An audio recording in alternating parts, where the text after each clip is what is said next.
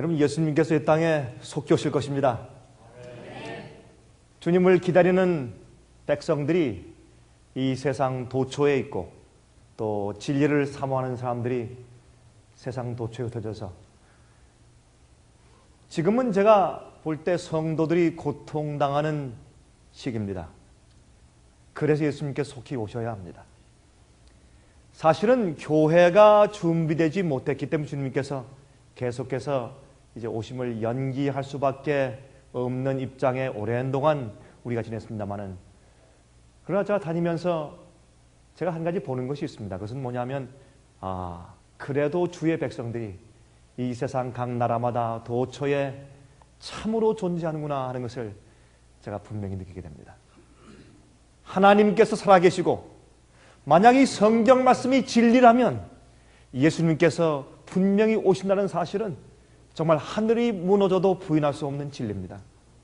만약에 예수님께서 속히 오시는 사실이 진리가 아니면 성경 말씀도 진리가 아닙니다. 왜냐하면 성경에는 예언들이 있는데, 예언은 우리가 지나가면서 마치 우리가 보고 이해할 수 있는, 판단할 수 있는 이정표와 같은 것입니다. 그것을 영어로 우리 마일스톤이라고 그러죠. 이정표는 우리가 기차를 타고 갈 때 지나가면, 예를 들어서 이제 뭐 5km 왔다, 10km 왔다, 20km 왔다, 100km 왔다, 이렇게 이제 우리 미국에서는 몇 마일 왔다고 계속 이제 알려주는 것입니다. 그런데 사실은 우리가 이런 이정표를 보면서 사실은 너무 오랫동안 여행하고 나면 정말 마지막 그 정거장에 올까 하는 그런 마음 가운데 의심이 생길 정도로 그 여정이 지루한 것입니다.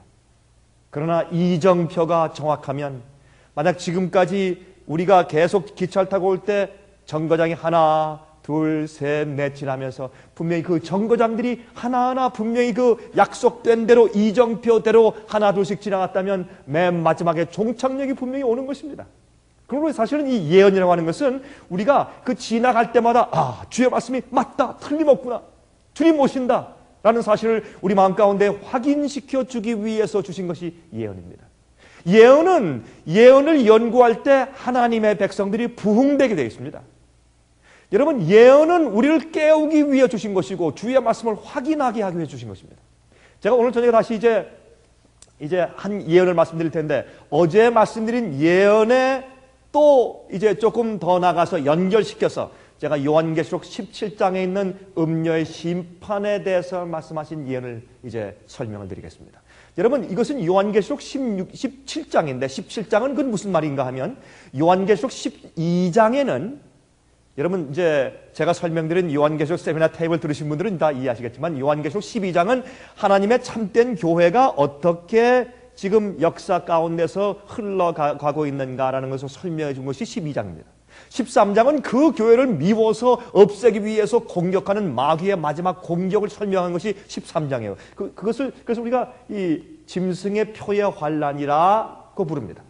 근데 그 다음에 오는 14장은 그런데 그 마귀의 환란에 서서 주님과 함께 서서 거기에 타협하지 아니하고 굳게 주님과 시온산에 서 있는 마지막 남은 교회에 대해서 설명하는데, 그들은 어떻게 해요? 그 입에 흠이 없고 입에 거짓말이 없고 하나님 보좌 앞에서 흠이 없는 자들이라고 설명을 해줍니다. 그리고 그들이 세상을 향해서 외치는 기별이 나오는데, 새 천사가 날아가면서 이제 외치는 기별이 나옵니다. 제일 처음에 외치는 기별은 영원한 복음을 외칩니다. 하나님을 두려워하며 그에게 영광을 돌리라 말을 합니다. 그 다음에 두 번째 천사는 이 세상에 있는 바벨론이 무너졌다 라고 하는 것을 경고합니다. 세 번째는 이제 그 짐승의 표를 받지 말고 거기서 나와야 산다라는 것을 이제 경고하고 아주 강권합니다.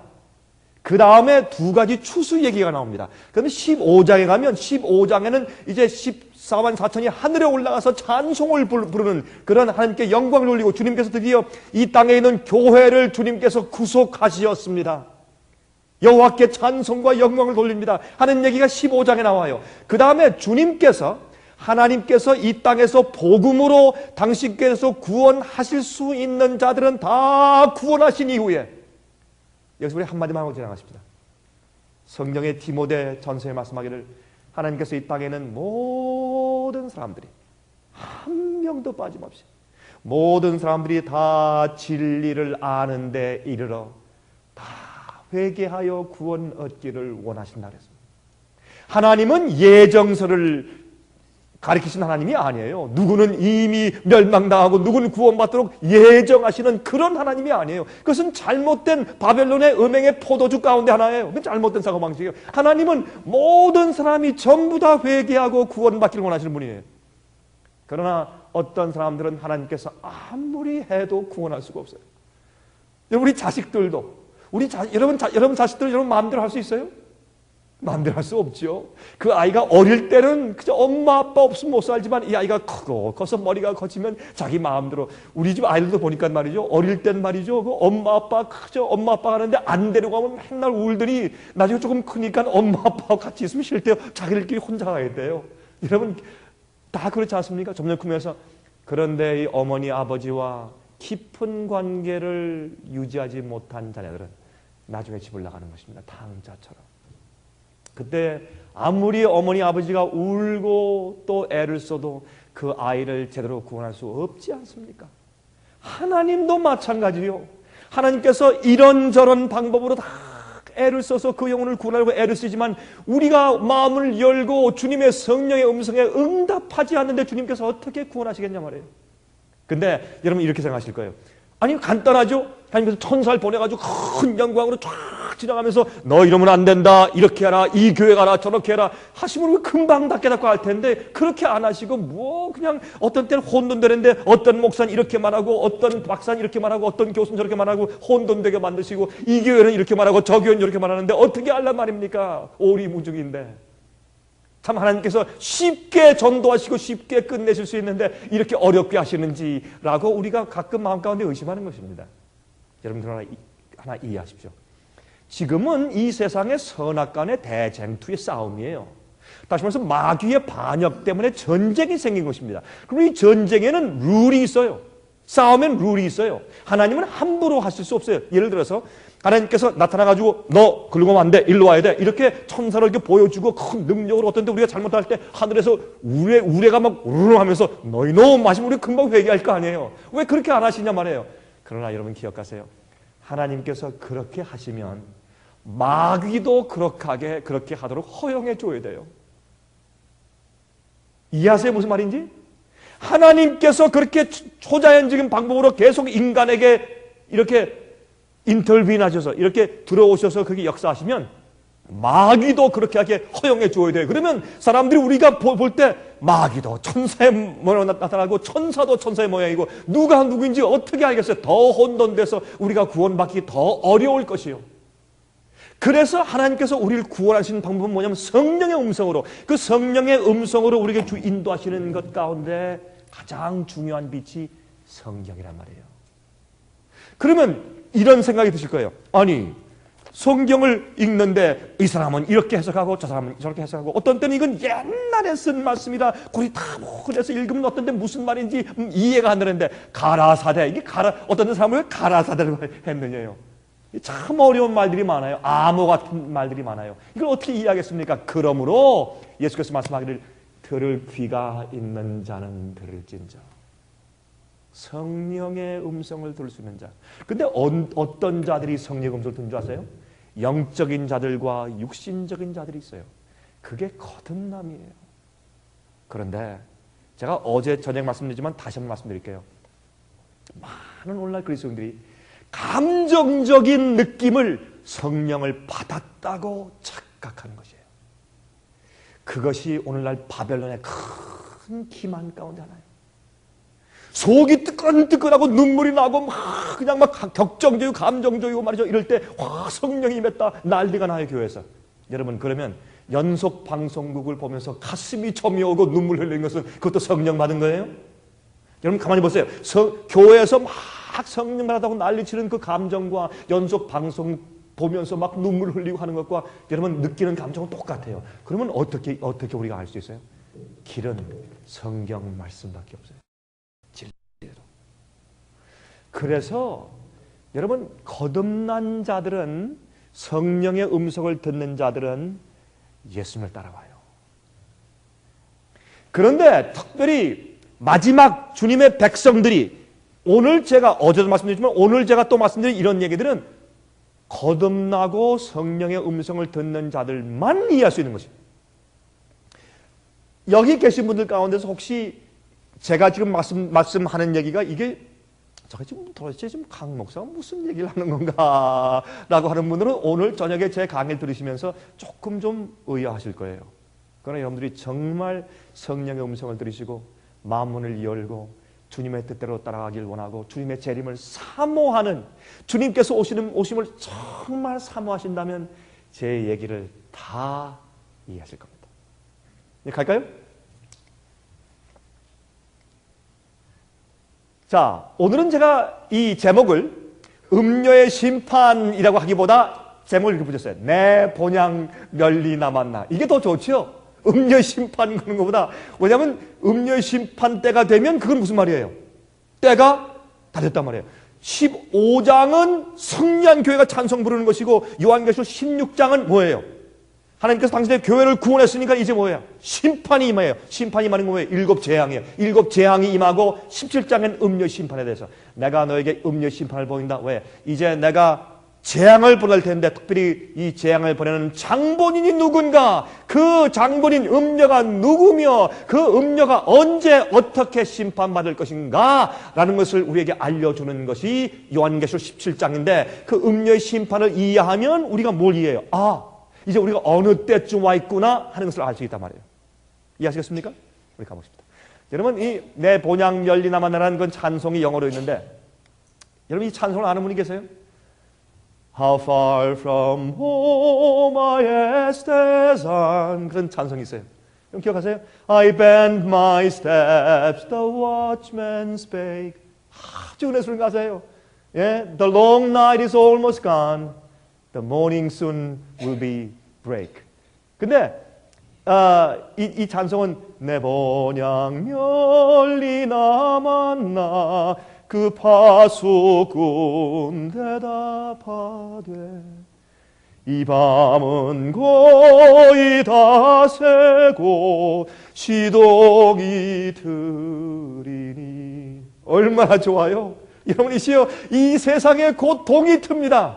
이 세상은 아무리 밝고 아무리 좋다고 해도 이 세상은 밤이요 예수께서 오시는 동이 튼다고 말입니다. 여러분 이 날을 사모하십니까? 여러분 정말 예수의 재림을 사모하십니까? 그러면 오늘 말씀은 여러분 귀에 이제 이해가 될 것입니다. 여러분 사도 요한은 계시 가운데 보면서 예수님의 재림을 보았습니다. 그리고 하늘에서 내려오는 새 예루살렘 성을 보았어요. 여러분들은 이 뉴욕 지구에서 사시면서 제가 보니까 잘 사는 분들도 아주 정말 그 따닥따닥 붙은 아파트에 사시네요. 참, 여러분 아파트에 사시는 분들은 정말 하늘 새 예루살렘을 사모하실 거예요. 그 도성이 우리가 살 본향이 내려올 때 우리가 얼마나 기쁘겠습니까? 이것을 그가 보고서 정말 사도 요한은 여러분과 제가 사는 이 시대에 한번 살아보고 싶었어요. 그는 사모했어요. 우리가 사는 이 시대에 살아보고 싶었어요. 근데 그는 죽고 잠들었으며 우리 같은 못난 사람들이 태어나서 예수께서 이 땅에 오실 때 살아서 주님 볼 수 있는 그 시대에 우리가 살게 됐어요. 얼마나 감격스러운 일입니까? 여러분 이 예루살렘 성이 내려올 때 여러분 그날에 어디 계실 겁니까? 무엇을 하실 것입니까? 예수님께서 성도의 이름을 호명하시면서 한 명씩 면류관을 씌워주시고 너는 이제 나와 함께 영원히 산다고 이 성 안으로 인도해 드리실 때 여러분 그때 어디 계실 거예요? 우린 세상과 이 거룩한 도성을 바꿀 수가 없습니다. 예수님께서 당신의 사랑하는 자녀들을 데리시고 하늘 신천 신지를 거니실 때 여러분과 저는 과연 어디에 서게 될 것인가요? 자, 성경 예언은 지금이 음녀가 심판을 받을 시간이 되었다고 말씀하고 있어요. 왜 그런가? 우리 한번 좀 성경을 좀 펴서보십시다. 요한계시록 17장 1절부터 18절까지 제일 먼저 우리가 좀 읽읍시다. 제일 먼저 읽고 그 다음에 하나씩 해석을 해드리겠습니다. 또 7 대접을 가진 7 천사 중 하나가 와서 내게 말하여 가로되 이리 오라. 많은 물 위에 앉은 큰 음녀에 받을 심판을 내게 보이리라. 땅의 임금들도 그로 더불어 음행하였고 땅에 거하는 자들도 그 음행의 포도주에 취하였다 하고 곧 성령으로 나를 데리고 광야로 가니라. 내가 보니 여자가 붉은 빛 짐승을 탔는데 그 짐승의 몸에 참남된 이름들이 가득하고 7 머리와 10 뿔이 있으며 그 여자는 자줏빛과 붉은 빛 옷을 입고 금과 보석과 진주로 꾸미고 손에 금잔을 가졌는데 가증한 물건과 그의 음행에 더러운 것들이 가득하더라 그랬습니다. 그 이마에 이름이 기록되었으니 비밀이라. 또 큰 무엇이라? 바벨론이라. 땅의 무엇들과 음녀들과 가져간 것들의 무엇이라고요? 어미라 하였더라. 다시 말해서 바벨론은 하나가 아니에요. 바벨론에 어미가 있으면 딸들이 많이 있단 말이에요. 그렇죠? 이 모녀 지간들이 누군지 좀 살펴보도록 하십시다. 자, 우리 6절 보십시다. 또 내가 보매 이 여자가 성도들의 피와 예수의 증인들의 피에 취한지라. 여기 지금 보니까 이미 성도를 많이 죽이고 이미 난 다음의 일이에요. 주의 백성들을 많이 핍박하고 죽인 다음에 이 사건을 보여주는 것을 말씀하는 것입니다. 내가 그 여자를 보고 그 음녀를 보고 기여기고 크게 기여기니 천사가 가로되 왜 기여기느냐. 다시 말해서 이상이 왜 여기 있느냐. 내가 여자와 그의 탐바 7머리와 10뿔 가진 짐승의 무엇을 보인다고요? 비밀을 내게 이르라 그랬습니다. 이 비밀은 우리가 잘 살펴서 이해해야 하는 것입니다. 내가 본 짐승은 전에 있었다가 시방 없으나 장차 무저갱으로부터 올라와 멸망으로 들어갈 자니 땅에 거하는 자들로서 창세 이후로 어디에 생명책에 농명되지 못한 자들이 이전에 있었다가 시방 없으나 장차 나올 짐승을 보고 기히 여기리라. 다시 말해서 생명책에 농명되지 않은 사람들은 앞으로 지 짐승에게 다 경배하고 음녀의 그 포도주를 다 마시고 취해서 멸망당한단 말입니다. 그러므로 하늘의 생명책에 기록되지 않은 자들은 이것을 분간하지 못한다. 그 말을 여기 말하는 것입니다. 왜? 이건 비밀의 역사이기 때문에, 불법의 비밀이기 때문에. 9절에 지혜 있는 뜻이 여기 있으니 그 7머리는 여자가 앉은 7산이요 또 7 무엇이라? 왕이라. 그러면 국가의 세력인 것을 우리가 알 수 있어요. 여러분, 예언이 어려운 것 같지만 사실 어렵지 않아요. 주님께서 암호로 말씀해 주셨지만은 그러나 사실 우리가 자세히 연구하면 이해할 수 있도록 써놓으셨어요. 어떤 사람은 그래요. 요한계시록을 이해할 수 없습니다. 아니, 이해할 수 없으면 요한계시록을 왜 줬어요? 읽는 자와 듣는 자들과 그 가운데 있는 것을 지키는 자들은 복이 있다고 말씀했어요. 우리가 이해할 수 없으면 어떻게 우리가 이 말씀을 지킬 수 있겠습니까? 자, 그런데 이 7왕 가운데 5은 어떻게 했고? 망하였고 하나는 있고 다른 이는 아직 이르지 아니하였으나 이르면 반드시 얼마 동안? 잠깐 동안 계속하리라. 이것이 다 힌트예요. 자, 전에 있었다가 시방 없어진 짐승은 8째 왕이니 7 중에 속한 자라. 그러니까 8째 왕이 일어나는데 그것은 7 왕 중에 하나였었는데 죽었었는데 다시 8째 왕으로 다시 일어난다 그 말이죠. 어려운 거 없죠? 그렇죠? 자, 저가 멸망으로 들어가리라. 내가 보던 10뿔은 10왕이니 아직 나라를 얻지 못하였으나 다만 짐승으로 더불어 임금처럼 권세를 얼마 동안요? 일시 동안 받을 것이라. 자, 보시면 10뿔은 10왕인데 그럼 7왕은 뭐고 10왕은 뭐냐? 제가 곧 설명을 드릴 것이에요. 이것도 어려울 것이 아무것도 없어요. 자, 보세요. 13절에 저희가 한 뜻을 가지고 자기의 능력과 권세를 짐승에게 주더라. 저희가 어린 양으로 더불어 싸우려니와 어린 양은 만주의 주시요 만왕의 왕이심으로 저희를 어떻게 하실 터이요? 이기실 터이요. 여러분이시여, 아무리 짐승의 세력이 강하고 그의 음녀의 포도주가 사람을 취하게 하고 어두울지라도 예수님은 승리하시고 주님과 함께 있는 주의 백성은 반드시 이길 것입니다. 이것은 분명히 성경에 약속한 것입니다. 여기 말씀하기를 또 그와 함께 있는 자들 곧 부르심을 입고 또 어떻게 해요? 빼내심을 얻고 진실한 자들은 이길 것이라 그랬어요. 여러분 보십시다. 빼내심을 얻고 이게 무슨 뜻이에요? 이 영어로 chosen, 택함을 받은 자라는 뜻이에요. 제가 내일 저녁에 그러면 택함을 입었다는 것이 무슨 뜻인가 제가 설명은 내일 저녁에 드릴 것이에요. 무엇이 택함 받았다는 뜻이냐? 우리는 부르심만 받는 게 아니라 택함을 받아야 돼요. 그래야 구원이 있어요. 여기 말씀하기를 어떻게 해요? 부르심을 입고 택함을 얻고 또 그런 자들이 진실되게 끝까지 따라간 자들이 이긴다고 말씀했어요. 예수의 십자가를 믿느냐? 믿습니다. 당신 영혼이 구원받았어. 당신이 무슨 죄를 짓든지 미래의 죄까지 다 용서받고 덮어줬어. 이런 거짓말들이 오늘날 교회에 크게 휩쓸고 있는 것입니다. 여러분 그런 거짓말을 믿지 마시기 바랍니다. 15절에 말씀하기를 또 천사가 내게 말하되 내가 본 바 음녀에 앉은 물은 무엇과 백성과 무리와 열국과 방언들이라. 다시 말해서 음녀가 앉아있는 물은 물에 앉아있는데 그건 뭐예요? 많은 사람들의 지지를 받고 있다 그 말이에요. 물 위에 앉아있단 말은 많은 사람들이 그를 지지한다 그런 뜻 아니에요? 왜? 물은 백성들과 무리와 열국과 방언들이니까. 그러니까 이 성경 예언들을 이해할 수 있는 코드가, 그 비밀 열쇠가 성경에 다 들어있어서 우리가 이해 못할 게 없어요. 사실 가만히 보면. 자, 16절 보십시다 이제. 그러면 내가 본 바 이 열불과 짐승이 음료를 미워하여 망하게 하고 벌거벗게 하고 그 살을 먹고 불로 아주 살리리라. 여기 나오죠. 음료의 심판인데 앞으로 누가 음료를 먼저 심판해요? 보세요. 열불이 또 짐승이, 음료가 짐승을 타고 있어요 지금. 근데 음료가 타고 있는 짐승과 열불이 화가 나서 음료를 불로 태워 죽여버려요. 아시겠어요? 이것이 음료의 심판이고 앞으로 이것이 앞으로 올 것이에요. 지금은 많은 사람들과 나라의 지지를 받고 있지만 그러나 나중에 막 사람들이 우리가 속았구나 하는 것을 깨닫고 그들이 어떻게 음료를 불러 태워 죽인다 그랬어요. 성경을 말하기를. 자, 17절. 하나님이 자기 뜻대로 할 마음을 저에게 주사 한 뜻을 이루게 하시고 저희 나라를 그 짐승에게 주게 하시되 하나님 말씀이 응하기까지 하심이니라. 지금은 세상 나라들 전체가 세계 연합이 되어서 많은 사람들이 음료와 이 짐승의 바벨론의 세력을, 바벨론의 어미의 세력을 다 지지하고 도와주고 따르는 것 같지만은 하나님께서 어떻게 해요? 주님의 말씀이 이 예언이 응할 때까지만 잠깐 허락하시지 주님의 때가 되면 이제 그들이 비밀을 깨닫고 놀라서 우리가 기만당했구나 하는 것을 놀라서 그들이 이제 음료를 불에 태우게 됩니다. 여러분, 그래서 여러분 우리는 주의 말씀대로 인내하며 살아야 할 것입니다. 또 내가 본 바 여자는 땅의 임금들을 다스리는 큰 성이라 하더라. 자, 이제 좀 보십시다. 이해하십시다. 제일 먼저 우리 하나씩 좀 힌트를 좀 이해하고 지나가십시다. 자, 우리가 지금 어디까지 와 있나, 어떤 일이 앞으로 생길 것인가, 음료가 누군가 하는 것을 이해하기 위해서 우리가 좀 가보십시다. 아까 봤죠? 7 대접을 가진 7 천사 중 하나가 그랬어요. 여러분 7 대접은 뭐냐면 이건 17장이니까 16장에 있는 7 대접을 가진 천사는 뭐예요? 그건 7 재앙을 붙는 천사를 말하는 것이에요. 그래서 7 재앙을 내린 천사들 중 하나가 말했으므로 이것은 무슨 말이에요? 마지막 심판 때에 대한 것을 우리에게 설명하고 있는 것입니다.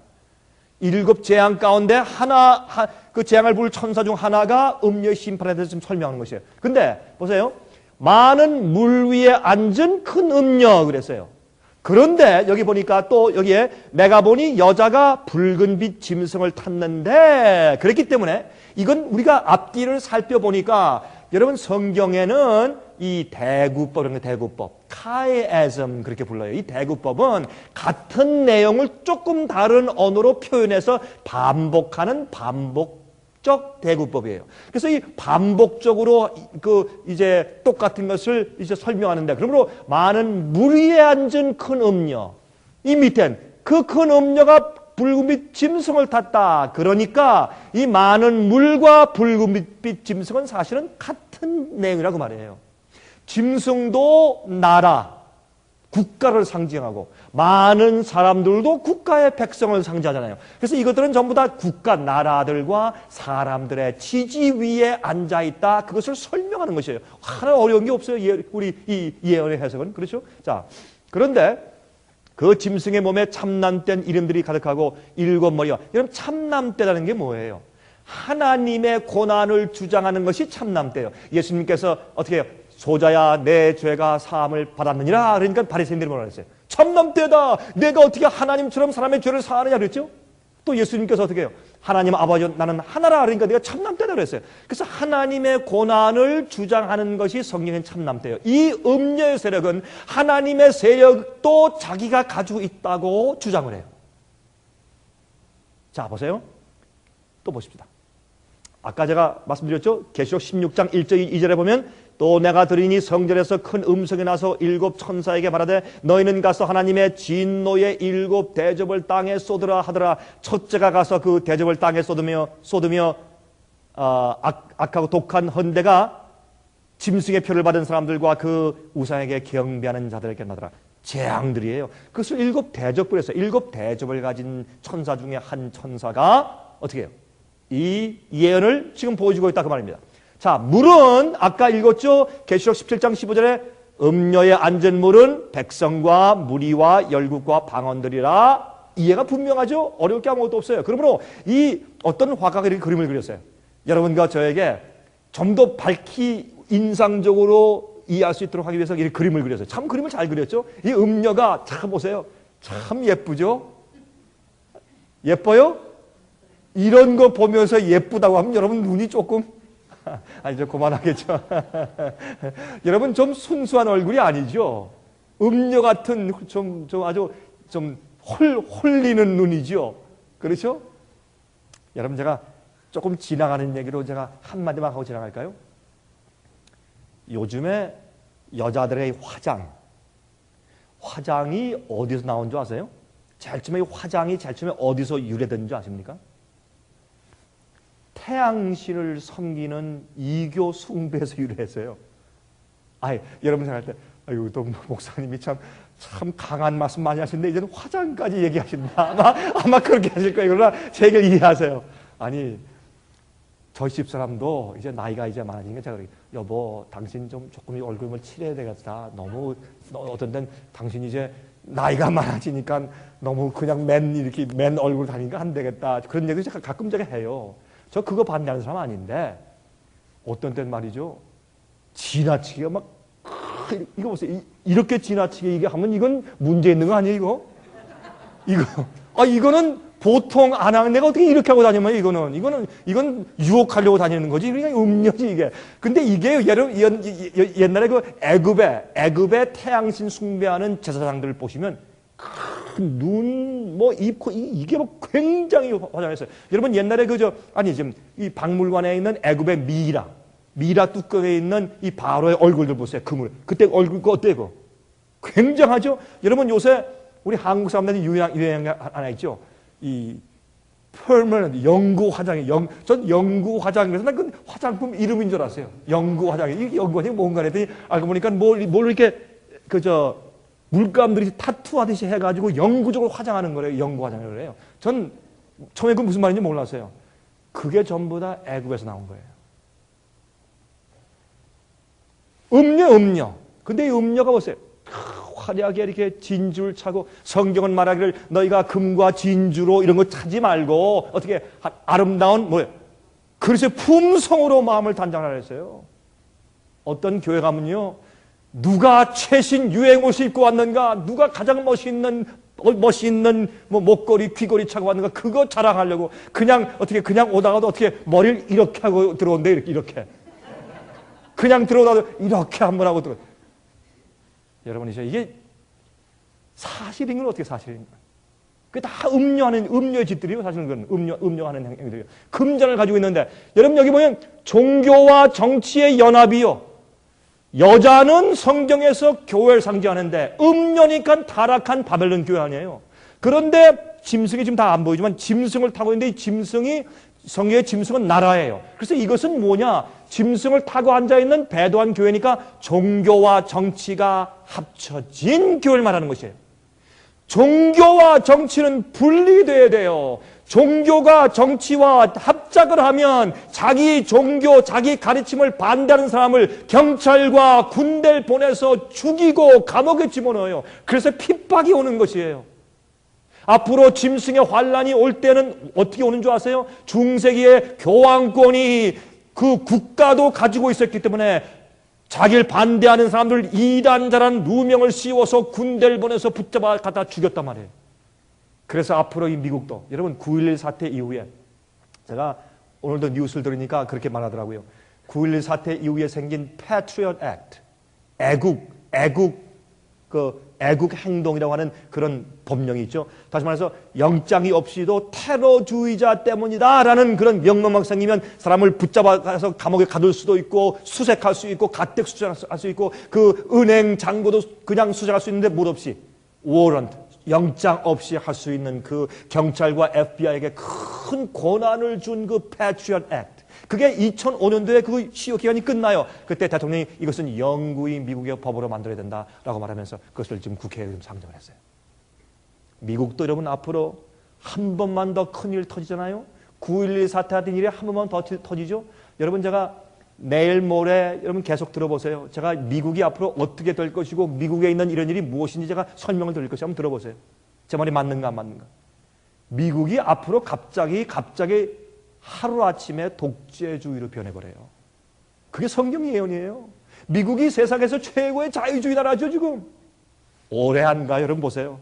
제 말이 틀리면 성경 예언이 틀리는 거예요.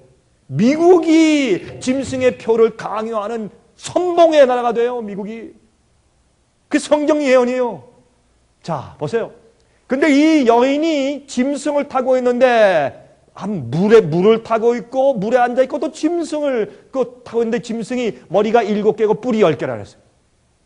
근데 이 짐승이 뭐냐 말이에요. 여러분 요한계시록 13장 1절에 보면 내가 보니 바다에서 한 짐승이 나오는데 뿔이 10이요 머리가 7이라 그 뿔에는 10 면류관이 있고 그 머리들에는 참남된 이름들이 있더라. 이게 뭐냐? 왜 면류관이 머리에 없고 뿔에 있는 뿔들의 면류관이 있죠 이렇게?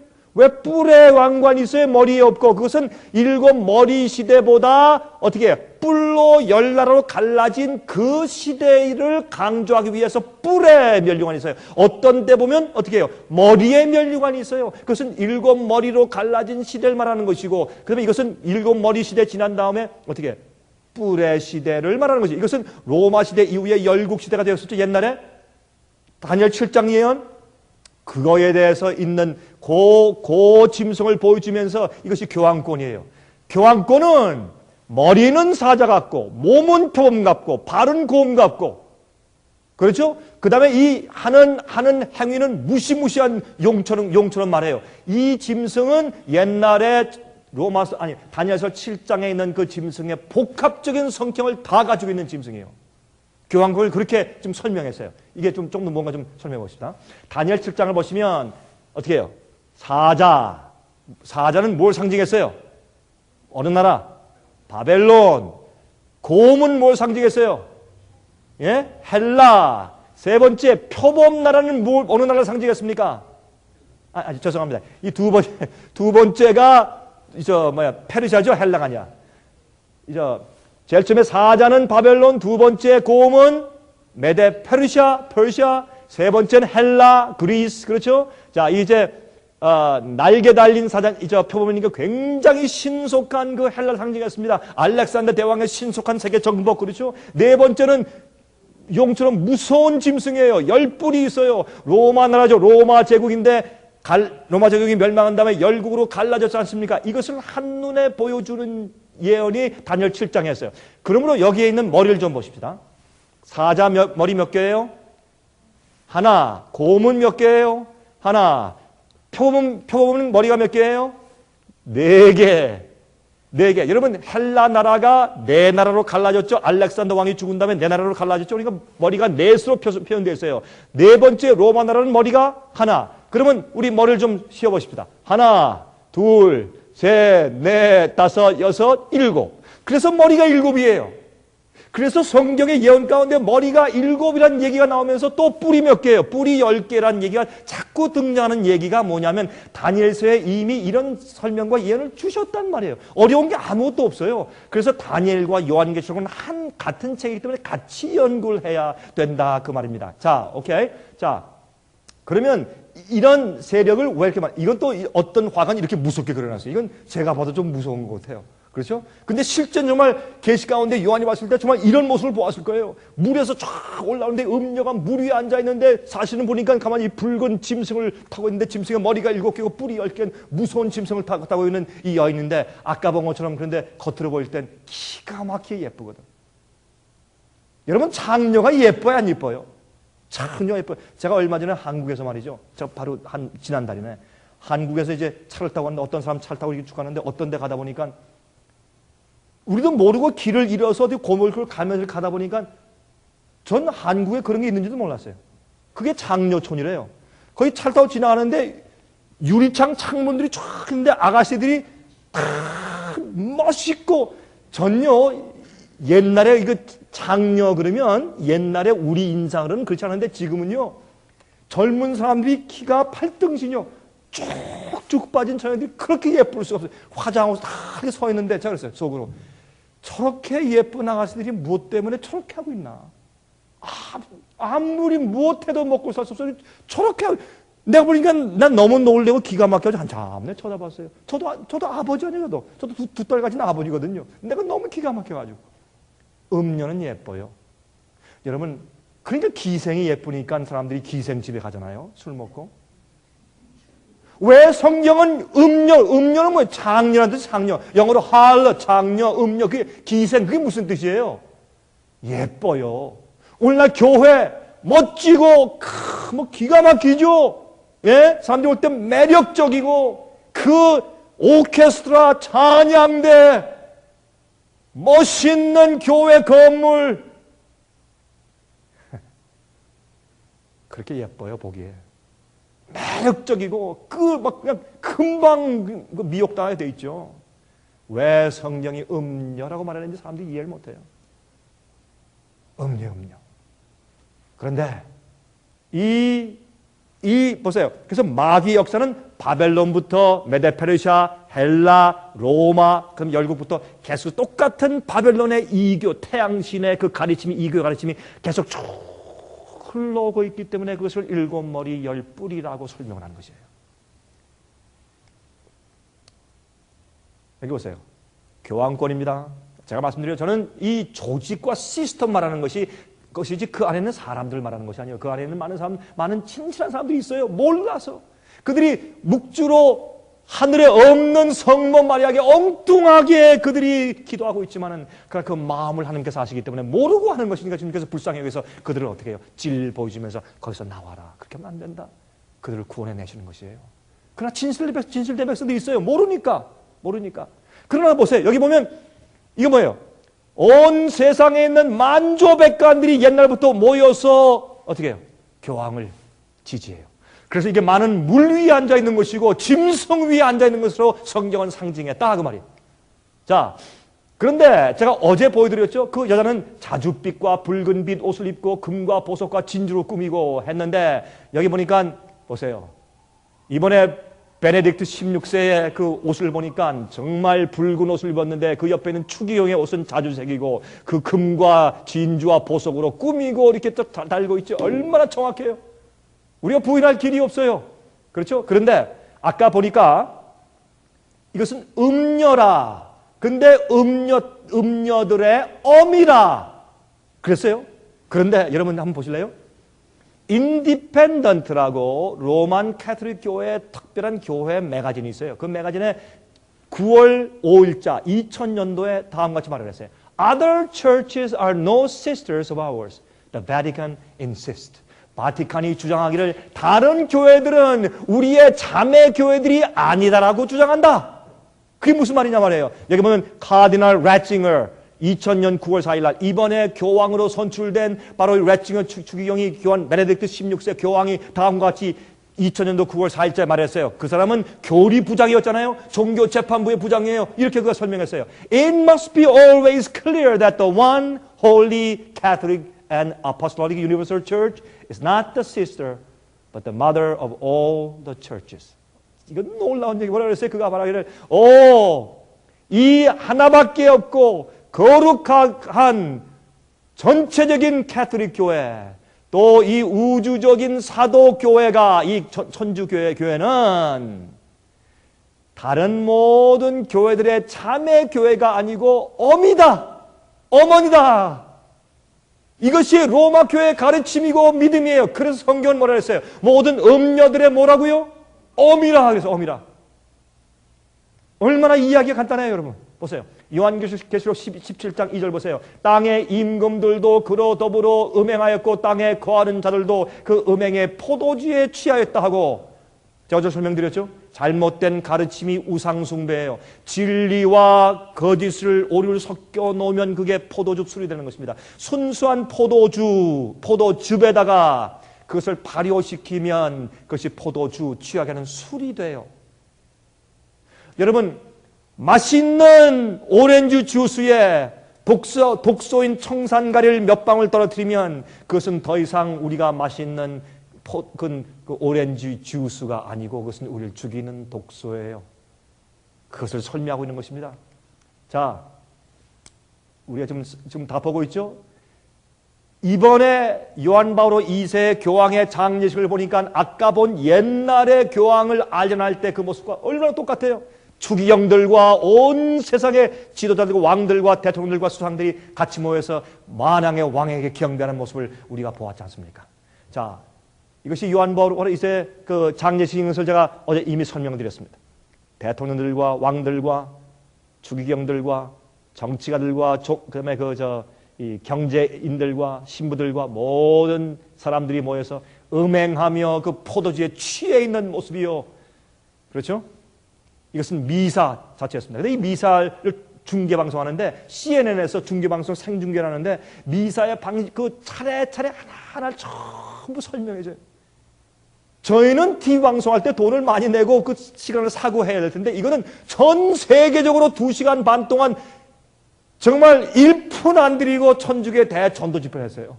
2시간 반 동안에.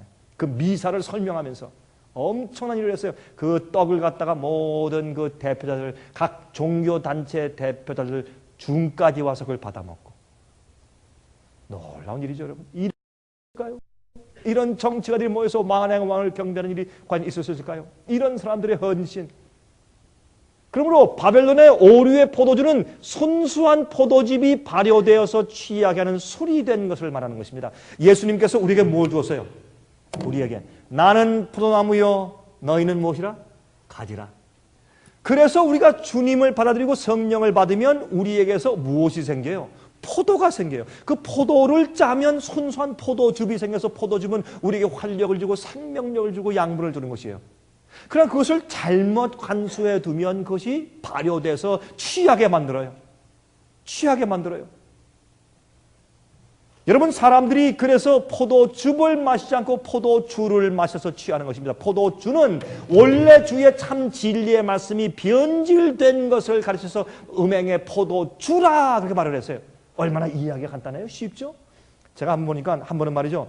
어느 교회 교인들이 말이죠. 성만찬 예식을 하는데 예? Lord's Supper, 성만찬 예식을 하는데 다들 얼굴이 불룩하고 코가 시뻘겋게 다 이렇게 앉아 있어요. 그래서 왜 그런가 물어봤더니 이 사람들이 진짜 포도주를 가지고 하는 거예요. 포도주를 가지고. 포도즙이 아니고 포도주를. 그것도 이왕 예수의 피를 마시는데 우리가 좀 많이 마시자 해서 이런 잔으로 다 따라가지고 술거리 이게 다 마시고 여자 남자 남녀노소 할 것 없이 다 콧날이 시뻘게 가지고 예배실에 앉아 있는 거예요. 여러분, 이게 실제 있는 일이지만 영적으로 사람들이 잘못된 가르침에 취해가지고 불쾌하게 앉아 있는 거예요. 그걸 지금 성경이 말하고 있는 것이에요, 여러분. 자, 그러면 음료의 심판에 대하여서 알려주는 이 예언의 시작 지점이 무엇이냐 말이에요.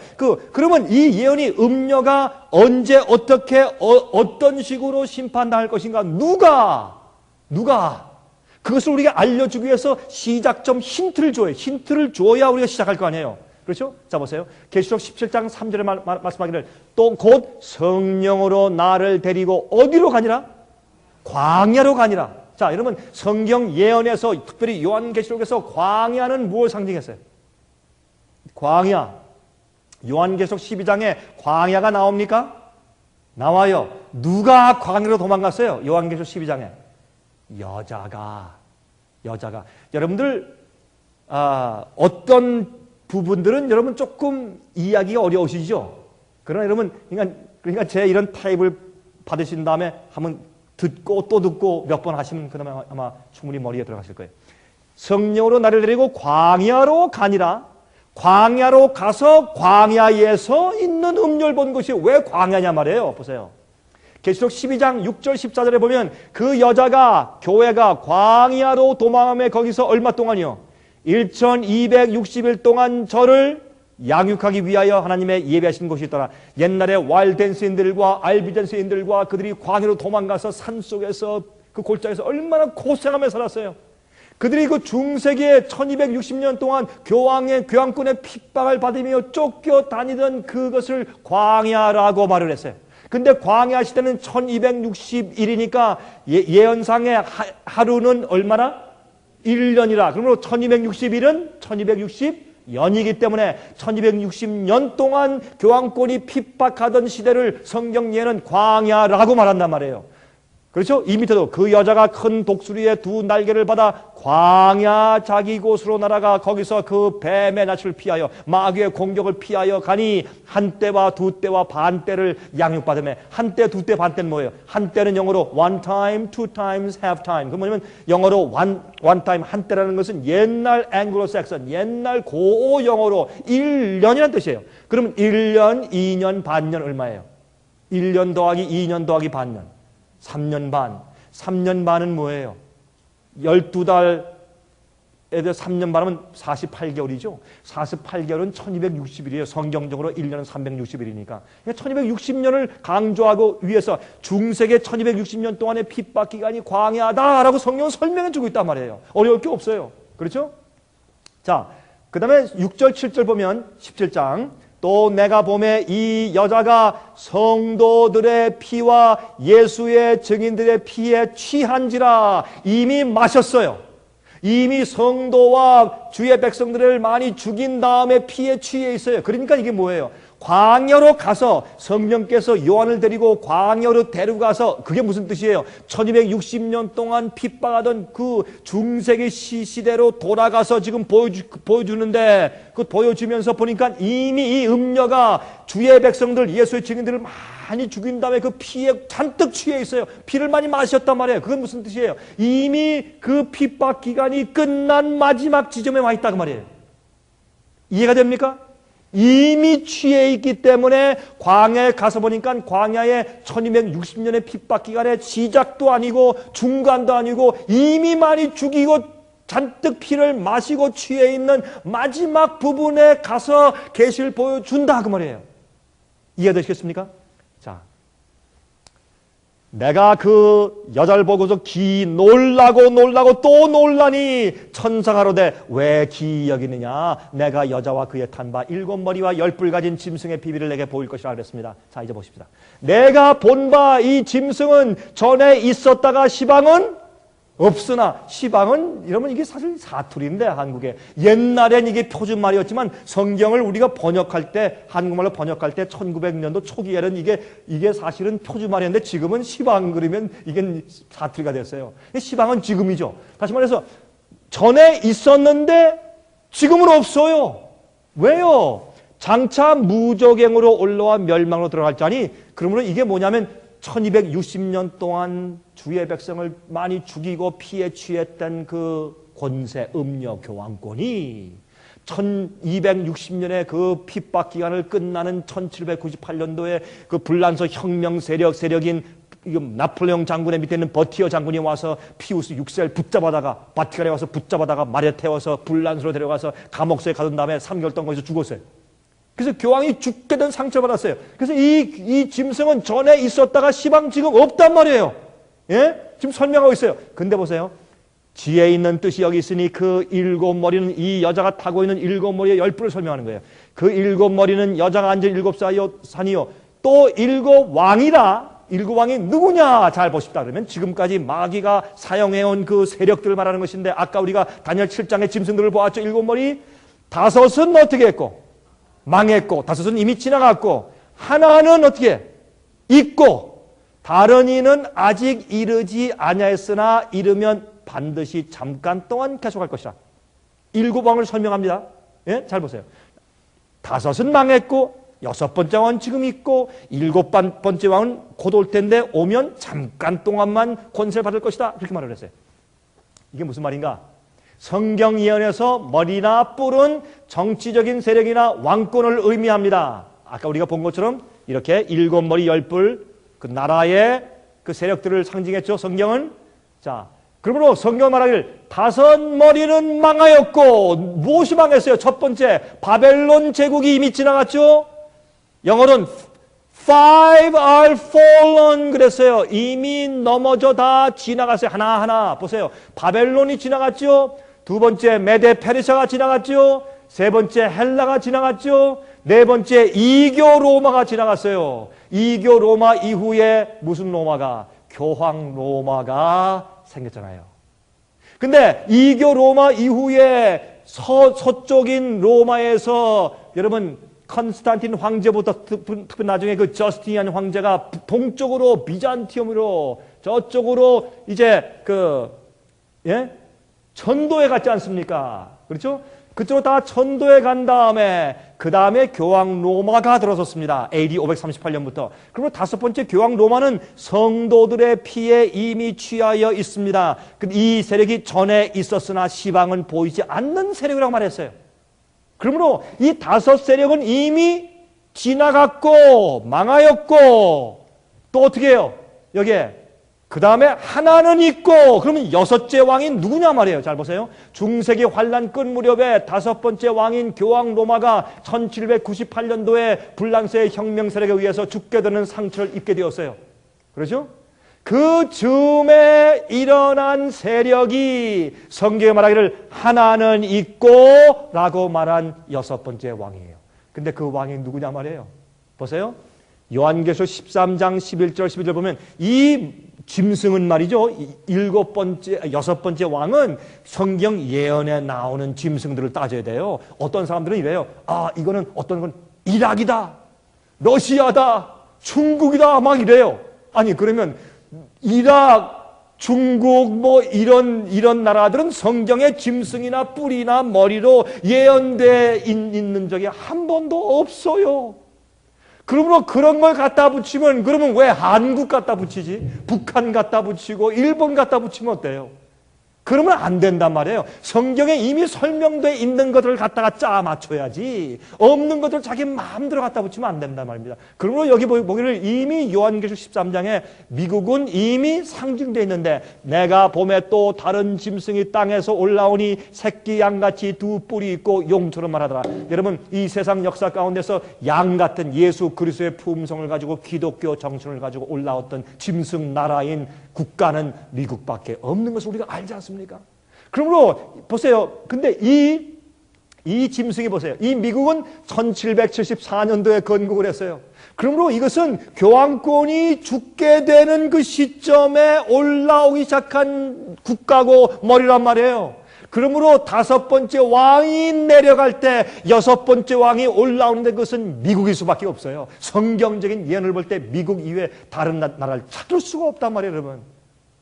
그래서 이건 여섯 번째 왕은 미국이에요. 그러니까 지금 사도 요한은 지금 언제 보고 있는 것이 예언을 지금 어떻게 해요? 1260년에 그 핍박 기간이 지나고 끝날 무렵에 다섯 번째 왕이었던 교황 로마가 상처를 받아서 그 세력이 몰락하고 무너질 때 새끼양 같은 미국이 미합 중국이 이쪽에서 이렇게 쭉 올라오는 그 시점에서 사도 요한이 지금 다 계시를 보고 있는 것이에요. 그러므로 사도 요한이 볼 때 그 눈에 어떤 의미에서 저와 여러분이 보였다고 말이에요. 미국을 보면서 지금 계시를 받는 것이에요. 여러분 여러분 제 말이 맞나 안 맞나? 아까 우리 사회하신 김유사님 얘기한 것처럼 제 말이 이게 정말 맞나 안 맞나? 여러분 집에 가서 기도하시면서 한번 공부해보세요. 제 말이 이렇게 합리적으로 안 맞는다 그러면 버리세요. 그래 여러분들 앞으로 100년을 연겨보십시오. 제가 지금 얘기하는 이거 이상으로 더 적당하게 성경 예언을 해석할 수 있나 없나 보십시오. 아마 그러실 거예요. 저 강 목사는 항상 자신이 넘친다. 제가 자신감이 넘쳐서 그런 게 아니에요. 제가 성격이 그래서 그런 게 아니에요. 주의 말씀이 확실하니까 그런 것이지. 이것은 이렇게 해석할 수밖에 없어요. 왜? 그 짐승의 머리는 나온 것은 분명하니까. 그 짐승 머리만 가지고 해야 되니까. 이거 이외에 다르게 해석할 길이 없어요, 여러분. 그래서 미국이 지금 여섯 번째로 올라온 것입니다. 그런데 보세요. 다섯은 망하였고 첫째, 둘째, 셋째, 넷째, 다섯째 바벨론, 페르시아, 헬라, 이교로마, 교황로마가 지나갔고 하나는 있는데 미국이 눈에 보여요. 그런데 미국 다음에 다른 일곱 번째 왕은 아직 이르지 아니하였으나 이르면 반드시 얼마 동안요? 잠깐 동안 계속할 것이라. 여러분 이거 참 재밌고 기가 막혀요. 여러분 이게 다 어렵게 느껴지지만 이런 식으로 보니까 여러분 흥미가 있어요 없어요? 여기 보니까 여러분들 오늘 하루 종일 특별히 이 뉴욕 지방에 사는 사람들은 바쁘더라고요. 여기 오시는데도 큰 트래픽에 여러분 그냥 운전을 하는데 힘든데 트래픽을 싸우는 것은 참 스트레스가 많고 힘든 거예요. 근데 보니까 참 감사하게 여기 좋으시는 분이 한 분도 안 계셔요. 참 감사하네. 왜 그래요? 이렇게 이상한 참 어려운 예언 같아도 이 예언을 이렇게 풀면 그게 실제 나에게 지금 해당되는 주의 말씀이기 때문에 흥미가 있는 것이에요. 그렇잖아요? 자, 이게 누구냐 말이에요. 조금 더 지나가면 보면 요한계시록 17장 12절 13절을 보니까 내가 보던 열뿔은 열왕이니 아직 나라를 얻지 못하였으나 다만 짐승으로 더불어 임금처럼 권세를 일시 동안 받으리라.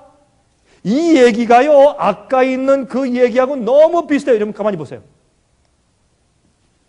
이거예요. 일곱 번째 말은 다른 이는 아직 이르지 아니하였으나 이르면 반드시 잠깐 동안 계속할 것이라. 요 얘기와 요 다음에 내가 보던 열뿔은 열왕이니 아직 나라를 얻지 못하였으나 다만 짐승으로 더불어 임금처럼 권세를 일시 동안 잠시 동안 받을 것이라. 똑같아요?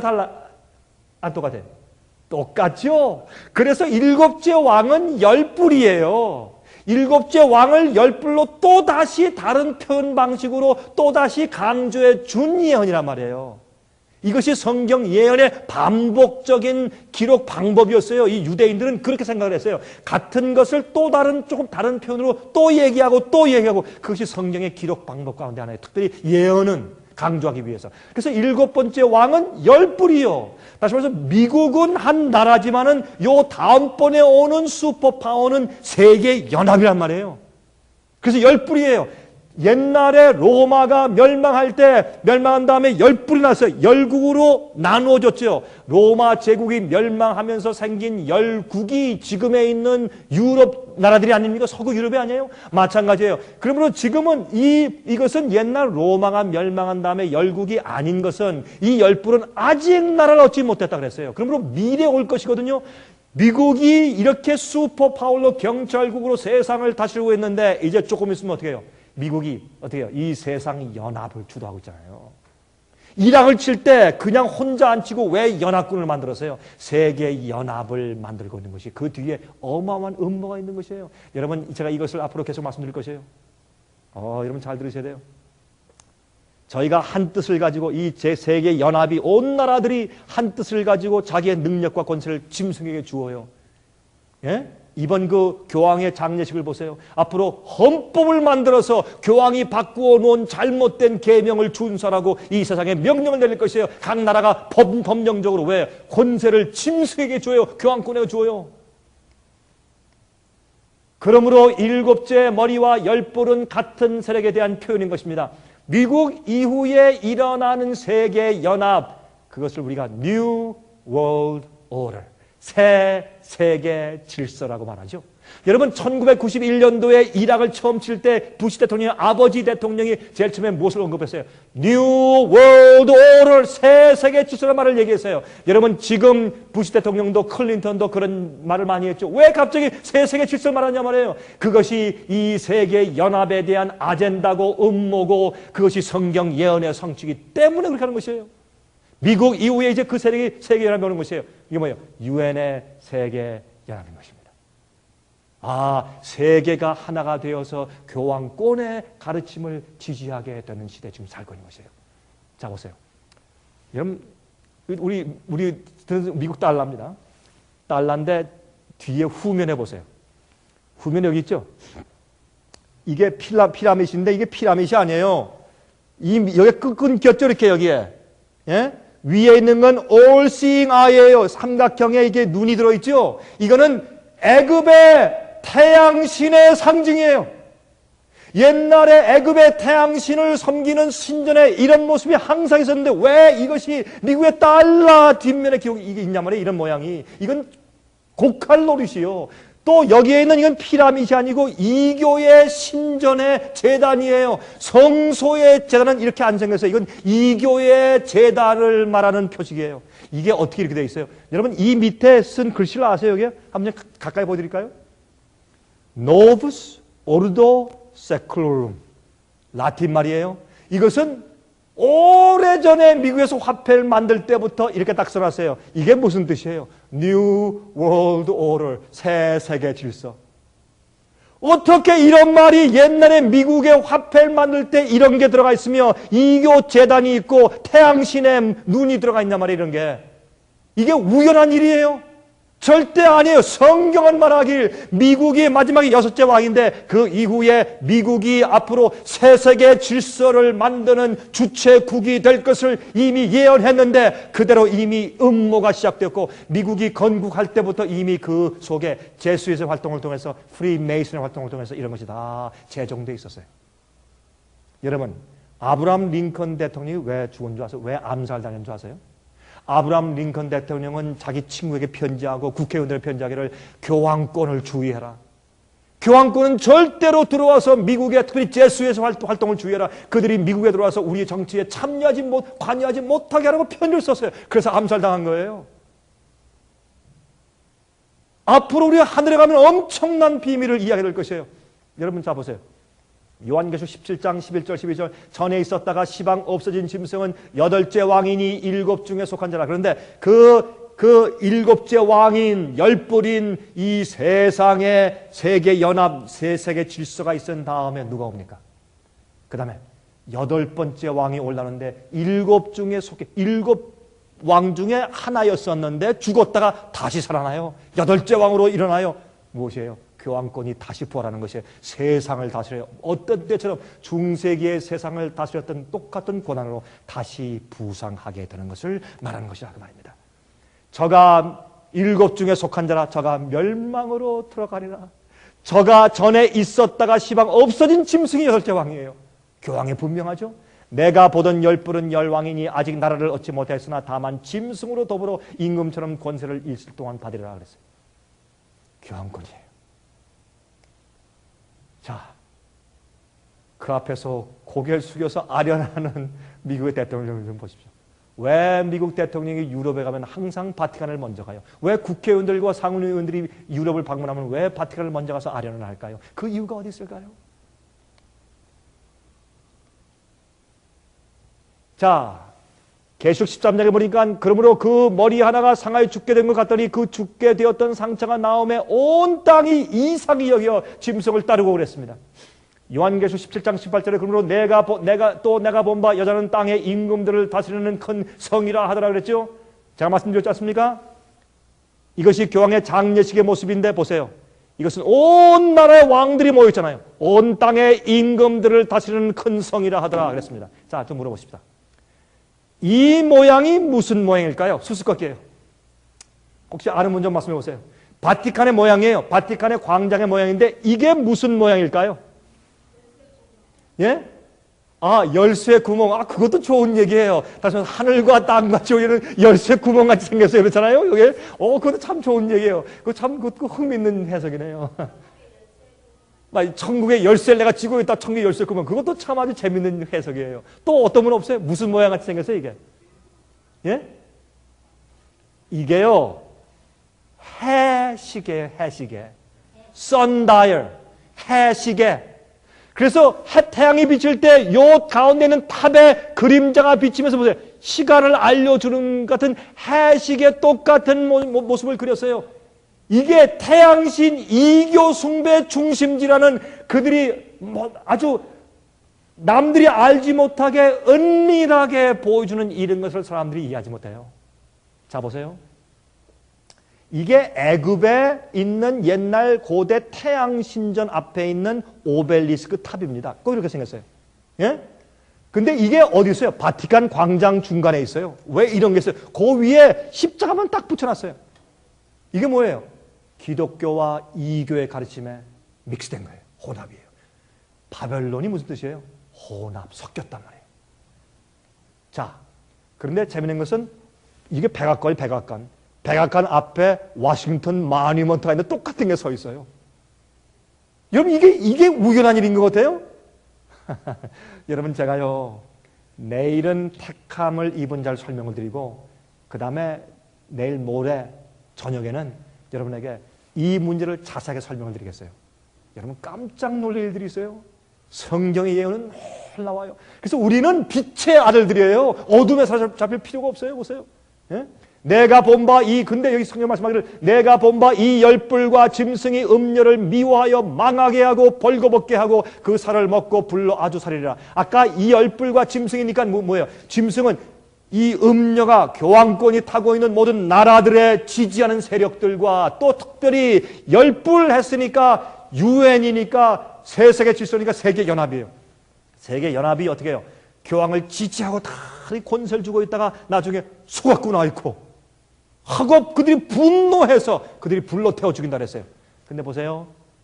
이 일곱째 왕이고 열불인 유엔 세계연합과 세세계 질서가 그 일을 하는데 성경 예언은 이제 음녀를 심판하실 때가 되었다고 말씀하는 것이에요. 왜 그런가? 미국이 이락을 치고 미국이 말이죠. 세계를 정복하는 세력이 됐어요. 100년 전만 해도 미국은 그렇게 못했어요. 50년 전만 해도 안 됐어요. 50년 전만 해도 여러분 저기 월남 전전에서 패해가지고 도망 나왔어요. 미국이. 그러나 요즘의 미국은 어떻게 해요?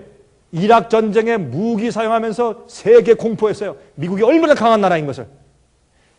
미국이요 폭탄 한번 쏘면 그 폭탄 레이더 가이드니까 레이더로 쏙 날아갔다 이렇게 쏙 가다가 개골 이렇게 돌아와서 요 골목 돌아서 이렇게 돌아와서 이렇게 해가지고 돌아가가지고 나중에 굴뚝 속에 쏙 들어와서 터져요. 그러니까 세계 깜짝 놀랐어요.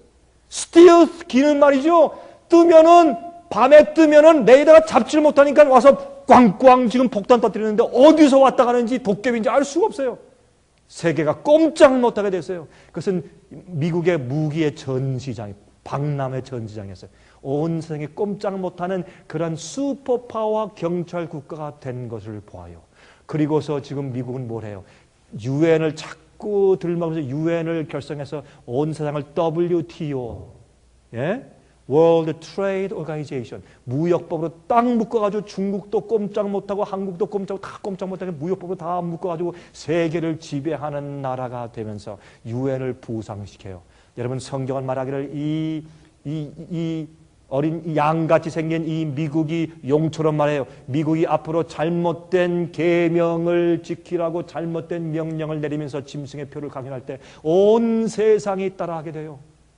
마귀의 목적은 세상을 자기의 손아귀에 넣는 것이요. 그것은 미국을 위시로 해서 온 세계가 하나가 되어야 돼요. 미국은 먼저 나온 짐승인 교황권을 위해서 다 일을 해주면서 어떻게 해요? 그 다음에 세상을 하나로 만들어야 돼요.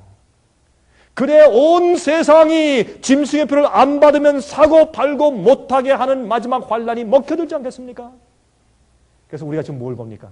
여섯째 왕인 미국이 세상의 슈퍼파워가 돼서 이 다음에 일곱 번째 왕인 열불시대가 오게 하기 위해서 지금 그걸 밀어주면서 새 세계 질서를 밀고 있는 모습 보기 때문에 때가 다 됐구나 하는 것을 알고 이제 뭘 봐요? 이제 이 열불이 미워서 음녀를 태워 죽이는 그 일이 이제 앞으로 곧 오겠구나 하는 것을 우리가 이해할 수 있게 된다 그 말입니다. 자 보세요.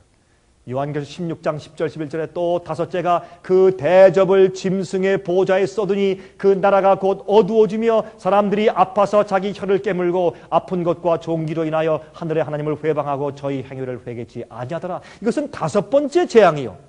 다섯 번째 재앙 아닙니까? 첫 번째 재앙은 종기 재앙이고 두 번째 재앙은 물이 피가 되고 세 번째 재앙은 바다까지 피가 되고 네 번째 재앙은 태양이 뜨고 사람이 태워 죽이고 다섯 번째 재앙은 어떻게 해요? 짐승의 보좌에 깜깜한 어둠이 덮여요. 이게 무슨 말인가? 앞으로 이 재앙이 세상의 은혜 재앙이 끝난 다음에 재앙이 떨어질 때 그때 갑자기 우리가 뭘 볼 거예요? 저쪽에 있는 이태리와 로마 부근의 그 바티칸이 있는 곳에 거기만 깜깜한 어둠의 재앙이 쫙 들이덮일 때 온 세상의 왕들과 그때 교황을 존경하고 그렇게 권세를 다 바치고 맹종했던 사람들이 깜짝 놀라고 그러면 저것이 음료였단 말인가? 그걸 모르고 따랐던 모든 개신교인들이나 구교인들도 놀라서 깜짝 놀라서 충격을 받으면서 그들이 우리가 속임을 당했구나 하고 달려가면서 그들을 잘못 가르친 사람들을 여러분이시여 잘못 가르친 사람들은 교회 지도자들이겠죠. 교회 지도자들과 잘못된 교사들과 교황청을 향해서 그들이 이를 갈며 달려들면서 당신들이 우리를 잘못된 포도주로 우리를 취하게 만들어서 우리를 멸망하게 했습니다. 그들이 달려가면서 불로 태워 죽이는 그런 엄청난 사건이 생길 것이에요. 그것이 언제? 성경에 보니까 이미 재앙 때 있을 것이라고 성경이 말하면서 어떻게 언제 짐승의 보좌에 재앙이 쏟아지며 그 나라가 어두워져요. 여러분 얼마나 성경 예언이 분명한지 몰라요. 그런데 이렇게 말씀했어요. 17장 14절에 저희가 어린 양으로 더불어 싸우려니와 어린 양은 만주의 주시어 만왕의 왕이심으로 저희를 이기실 터이요 또 그와 함께 있는 자들 곧 부르심을 입고 빼내심을 얻고 진실한 자들은 이길 것이라. 여러분이 핍박당하거나 어려움 당하거나 따돌림 받거나 진리 때문에 어려움 당하면 여러분이시여 사람들이 여러분을 공격하는 것이 아니에요. 마귀가 예수님 어린 양을 공격하는 것이에요. 예수께서 말씀하기를 세상이 나를 미워했으므로 세상이 너희도 미워할 것이라고 말을 했어요. 여러분 걱정하지 마세요. 그러나 우리가 주님과 함께 있으면 우리가 부르심 받고 빼내심을 선택을 받으면 또 진실하면 주님과 함께 승리할 것이라고 성경은 말하고 있어요. 우리의 고난의 세월은 이제 머지않아서 끝날 것입니다. 마태복음 22장 14절에 말씀하기를 청함을 받은 자는 많되 택함을 입은 자는 적으니라 이렇게 말씀을 했어요. 요한계시록 19장 7절 8절에 말씀했습니다. 우리가 즐거워하고 크게 기뻐하여 그에게 영광을 돌리세 어린 양의 혼인 기약이 이르렀고 그 아내가 예비하였으니 그에게 허락하사 빛나고 깨끗한 세마포를 입게 하셨은즉 이 세마포는 성도들의 무엇이라? 옳은 행실이로다 하더라. 이것은 뭐예요? 구원은 예수님께서 나를 위해 십자가에 돌아가셨다. 믿음은 내가 다 구원받아 버린 것이다. 그것이 아니고 예수님의 십자가에 보이는 피를 믿고 내가 회개하고 굴복하면 그 예수께서 내 속에 들어와 나의 왕이 되시는 것이에요. 내가 예수님을 구세주로 받아들이면 주님은 내 속에 들어와 나의 왕이 되시는 것이에요. 우리가 주님께서 나의 주인 되면 내가 주님의 뜻대로 살까요? 사는 것입니다. 그런데 여러분 정말 거듭난 종은 주인이 좋아서 주님 말을 듣는 것이에요. 여러분 요한계시록 21장 보면 출애굽기 21장 보면 20장엔 십계명이 기록되어 있고 21장 이런 얘기가 나와요. 종이 7년이 지난 다음에 희년이 지난 다음에도 난 이 주인을 떠나지 않겠습니다. 내 주인이 너무 좋아서 난 주인을 떠나지 않고 난 주인한테 영원히 종되겠습니다. 그런 노예가 있으면 난 안 나가겠습니다. 그러면 그 노예를 갖다가 저 문지방에 들여다가 이 귀에다 구멍을 뚫으라. 그렇게 했어요. 그게 무슨 말인 줄 아세요? 이거는 난 주인을 섬기다 보니까 옛날에 내가 종이니까 막 싫어서 억지로 하다 보니까 내 주인이 너무나 좋은 분이라 난 이런 주인과 영원히 함께 살고 이 주인 말씀 순종하며 사는 것이 내 행복이고 난 안 나갑니다 할 때 그때 귀를 뚫으라. 그것을 영어로 dig이란 말이에요. dig. 그건 뭐냐면 귓구멍을 뚫으라는 뜻이 어떤 의미에서 그 의미로 귀 부리에 구멍을 뚫는 거 송곳으로. 여러분 무슨 여기 귀걸이 하라고 구멍 뚫으라는 얘기가 아니에요. 귓구멍을 뚫으라. 뭐예요? 순종. 귀를 뚫으라는 순종의 성경에서는 내가 이제 내 주인을 너무나 사랑하고 존경함으로 무슨 말씀하시는지 나를 위해 하시는 말씀이 내가 내 주인의 성품을 이해했으니 나는 이제 무조건 순종입니다. 감사합니다. 그렇게 하는 그 충성의 표로 귀를 뚫으라. 귓구멍을 뚫으라 말이에요. 우리가 왜 계명을 지켜요? 예수께서 요한복음 14장에 너희가 나를 사랑하면 내 계명을 지키라. 그 말, 내가 나를 사랑하면 우상 숭배 안 할 텐데 그런 뜻이에요. 내가 나를 사랑하면 돈보다 나를 더 사랑 안 할 텐데 나보다 돈을 더 사랑 안 할 텐데 그러면 내가 정말 날 사랑하면 너 탐내지 않을 텐데 그게 계명이에요. 예수께서 내 죄를 속하시면 내가 예수의 품성으로 변화되는 것이에요. 그래서 아름다운 행실 성화의 과정에 들어가요. 그래서 세마포는 성도의 옳은 행실이에요. 여러분이요, 성화되지 않는 자는, 변화받지 않는 자는, 의로움의 경험이 없는 자는 앞으로 하늘에 들어갈 수 없어요. 세마포를 입는 자들, 성도의 의를 입는 자들이에요. 오늘날 복음은 잘못되진 바벨론의 복음이 얼마나 잘못 가르쳐지는지 모릅니다. 우리 복습합시다. 5머리는 이미 망해서 지나갔고 6번째 미국은 지금 있고 7번째 열불이 지금 오고 있고 교황권은 죽었던 상처가 지금 치유되고 있습니다. 지금 뭐 할 때입니까? 회개할 때입니다. 지금 회개할 때입니다. 여러분, 제가 여기 좀 좋은 얘기가 있는데, 이 얘기는 지금 사실은 말이죠. 제가 여러분에게 강의를 하지만 이 강의하는 제 강의를 들으시는 분들보다 사실은 제 테이프를 통해서 저를 보는 사람들이 훨씬 더 많아요.